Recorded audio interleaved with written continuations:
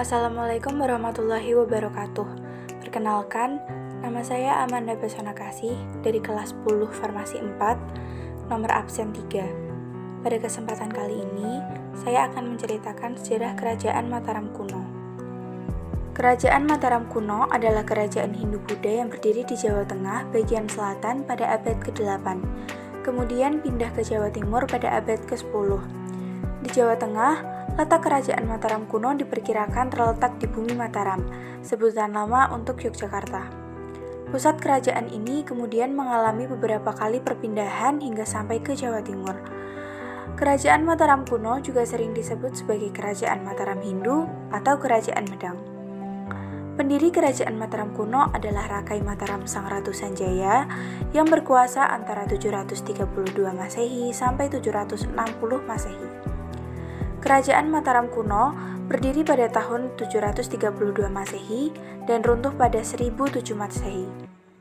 Selama hampir 3 abad berkuasa, terdapat 3 dinasti yang memerintah, yaitu dinasti Sanjaya dan dinasti Shailendra di Jawa Tengah, serta dinasti Isyana di Jawa Timur. Perpecahan Kerajaan Mataram kuno. Kekuasaan Kerajaan Mataram kuno pertama kali dipegang oleh Raja Sanjaya yang bergelar Rakai Mataram Sang Ratu Sanjaya, dibuktikan dengan prasasti Canggal dan Carita Parahyangan. Raja Sanjaya dikenal sebagai raja yang bijaksana, cakap, adil, dan taat dalam agama. Di bawah pemerintahannya, wilayah Kerajaan Mataram kuno semakin luas dan rakyatnya sejahtera. Kerajaan ini juga menjadi pusat pembelajaran agama Hindu, dibuktikan dengan banyaknya pendeta yang berkunjung dan menetap di Mataram. Pada pertengahan abad ke-8, Raja Sanjaya wafat dan digantikan oleh putranya, Rakai Panangkaran. Setelah Rakai Panangkaran wafat, Kerajaan Mataram kuno terpecah menjadi 2. Dinasti Sanjaya memerintah Kerajaan Mataram kuno bercorak Hindu di Jawa Tengah bagian utara. Sementara dinasti Shailendra memerintah Kerajaan Mataram kuno bercorak Buddha di Jawa Tengah bagian selatan. Masa kejayaan Kerajaan Mataram kuno. Dinasti Shailendra muncul pada akhir abad ke-8 dan periode kepemimpinannya menjadi masa keemasan Kerajaan Mataram kuno. Perkembangan terjadi di berbagai bidang seperti politik, ilmu pengetahuan, budaya, kesenian, dan sosial. Raja pertama Kerajaan Mataram kuno dari dinasti Shailendra adalah Sri Dharmatungga. Pada masa pemerintahannya, konon wilayah kekuasaannya mencapai semenanjung Malaka. Setiap berganti raja, keadaan Kerajaan Mataram kuno semakin gemilang dan termasyur. Sri Dharmatungga digantikan oleh Indra Shailendra yang berhasil menaklukkan Chenla, Kamboja. Setelah itu, Kerajaan Mataram kuno dipimpin oleh Samaratungga. Pada periode ini, ilmu seni sangat berkembang dan dibangunlah Candi Borobudur. Kerajaan Mataram kuno akhirnya bersatu kembali setelah perkawinan Rakai Pikatan dari dinasti Sanjaya dan Pramodawardhani dari Wangsa Shailendra. Dipindahkan ke Jawa Timur.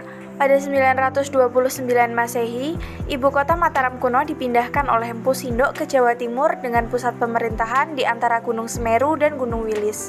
Terdapat beberapa alasan yang diperkirakan menjadi sebab perpindahan ini, seperti faktor bencana alam, politik, dan adanya ancaman dari kerajaan lain. Setelah dipindahkan ke Jawa Timur, kerajaan ini disebut sebagai Kerajaan Medang dengan lokasi berada di sekitar Jombang. Empu Sindok kemudian dinobatkan sebagai raja pertama dari dinasti Isyana. Masa kekuasaan Kerajaan Mataram kuno di Jawa Timur tidak berlangsung lama. Raja-raja penerus Empu Sindok juga sangat peling mewariskan bukti peninggalan sehingga namanya seakan tenggelam dalam sejarah. Peninggalan Kerajaan Mataram kuno.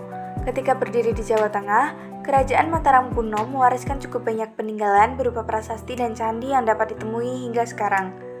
Prasasti yang ditinggalkan oleh Kerajaan Mataram kuno: Prasasti Canggal, Prasasti Kalasan, Prasasti Mantiasih, dan Prasasti Klurak. Adapun candi yang ditinggalkan oleh Kerajaan Mataram kuno: Candi Bima, Candi Arjuna, Candi Kalasan, Candi Plaosan, Candi Prambanan, Candi Sewu, Candi Mendut, Candi Pawon, Candi Puntadewa, Candi Semar, Candi Srikandi, dan yang terakhir adalah Candi Borobudur. Sekian cerita yang bisa saya sampaikan. Mohon maaf apabila masih banyak pengucapan kata yang salah. Wabillahi taufiq wal hidayah. Wassalamualaikum warahmatullahi wabarakatuh.